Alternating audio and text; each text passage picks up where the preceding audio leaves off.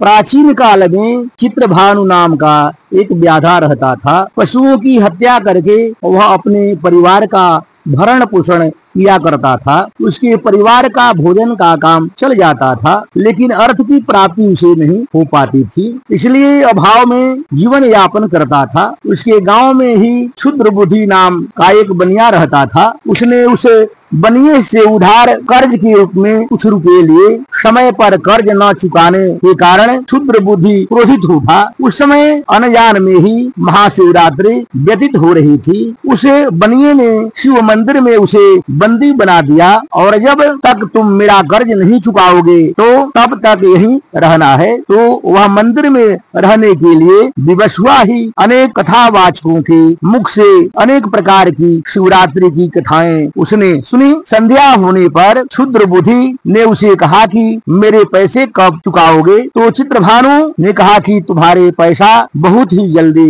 ही चुकाऊंगा। शिकारी दिन भर भूखा प्यासा ही रहा ही रात्रि में भी भूख के मारे उसे नींद नहीं आई और रात्रि में जागरण का काम भी भगवान शिव की कृपा से संपन्न हो गया। वह रात भर भगवान शिव के नाम का जप एवं स्मरण करता रहा। भगवान शिव ने उस पर कृपा की और अपने रूप का दर्शन कराया और उसे बहुत सारे आशीर्वाद दिया और द्रव्य की पोटली प्रदान की, जिससे क्षुद्र बुद्धि का कर्ज चुकाकर ऋण मुक्त हुआ और भगवान शिव की कृपा से भी सीधा साधा और सरल स्वभाव में उनका जन्म हुआ और उस जन्म में भी वह लकड़ी बेचकर अपने धर्म कर्म का निर्वहन किया करता था। अपने तीसरे जन्म में भगवान शिव की कृपा से उस पर सतानंद नाम के ब्राह्मण ने कृपा की और उसे भगवत विषयक मंत्र बतलाए। तीसरे जन्म में